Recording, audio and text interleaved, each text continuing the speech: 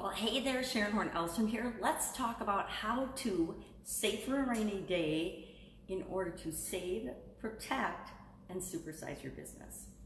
Now, save for a rainy day. This is a very popular, interesting idiom. I've heard it my entire life. Practice my life, but there have been periods, of course, where I wasn't necessarily for the future or putting things away for the future. Times when I was building my businesses, I was reinvesting, not necessarily saving and building up a nest egg or a retirement plan or a buffer in case things went south. Now, what does save for a rainy day mean? The idiom, of course, since the 16th century, a rainy day has been used to describe some type of time of need or misfortune or affliction or problems or hardships that people face. And human beings since the beginning of time have known that life is not always smooth sailing, even before sailing was a thing. We know that things go up and down, right? Things are always changing. One of the things we can count on in our lives and in our existences changing around us and to us and involving us or not. If 2020 has taught us anything, it is that no matter how much we plan and prepare, very few of us are actually 100% ready, able to deal with something as big and as overwhelming as a pandemic, right? Actually thought of a pandemic in your contingency plans. I've done contingency plans for corporations that I work for my own businesses, and not one, they had disasters like tornadoes and or flooding things in them, weather-related things, but they never ever had a pandemic. We had terrorism was added since 9/11, but for the most part, I don't think a global health scare situation was in. I don't think it was in any of the contingency plans that I previously created. I doubt it was in, and it maybe was in insurance policies. I don't know if you, but business insurance policies, mine always came about this thick. So I didn't read them all, and they know we don't read them all, right? As business owners, we barely have time to get done, much less reading legal documents and tons of stuff. Now, I don't recommend that. I recommend having someone read your insurance policies, having someone always read and advise you on your contracts, but that's a topic for another day. Saving for a rainy day. I've talked to so many business owners during COVID and now with the other things that are going on with, I guess let's call it social unrest and rioting and things. There's even more uncertainty going on. So as businesses in my area were just starting to open up, we had the rioting, and prior to that we had a couple of months of being shut down, many of them for the pandemic. Now, I do know businesses, and I have friends that are business owners that actually have and had a 6-month financial reserve ahead of time to keep their business going and to keep everything going in, no matter what would happen. They just had a fund where 6 months was set aside. And financial advisors recommend, hey, you should always have 3 to 6 months of buffer set aside in case something, in case your family gets sick, in case you get in an accident, which is really, really sound advice. Yet, how many people, how many Americans, how many anybody act at any given time? A very, very tiny fraction of the population, right?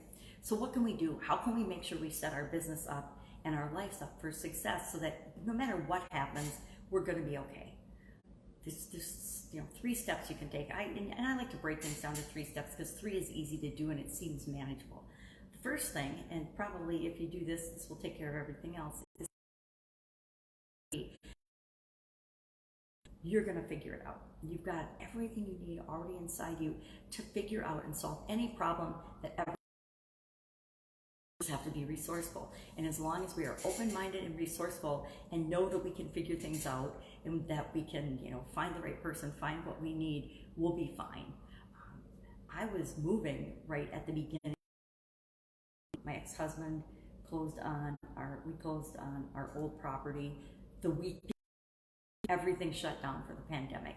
So, normally you got stuff in the pantry and you're prepared and you're planned for fluctuations and things, and I can't get to the store this week, but we'll have bread in the freezer and eggs and water and all the things that we want to actually survive. Well, I had done a massive pantry purge as part of the move and was in my new place, but hadn't gone to the store or anything because I was actually here out of town for my birthday, and boom, everything blew up. Came back, everything was shut down. So guess what? Did I panic? There's peanut butter and noodles in the pantry. If I had to, I could live on peanut butter and noodles. Well, I knew that I would figure it out. And of course, piece by piece, bit by bit, things. I'm trying to think of needed that I absolutely had to have. And I don't think so.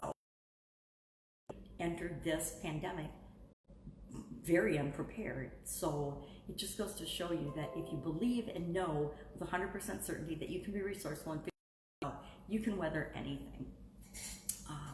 But you have to want to. That's the second thing, I think, is the desire and the vision. If you maintain the desire and the vision of where you want to go and where you're going with your company, anybody that's ran a business or had a business for any amount of time knows that there are so many factors and so many things out there to learn how to respond and be prepared to what are we going to do if X happens? What are we going to do if Y happens? In manufacturing, I had a manufacturing business for 35 years, and stuff's always changing in that, right? The regulated industry, food industry, always changing, right? Always changing, always evolving. People's interpretation of what the regulations mean, kind of like the tax codes, right? It's subject to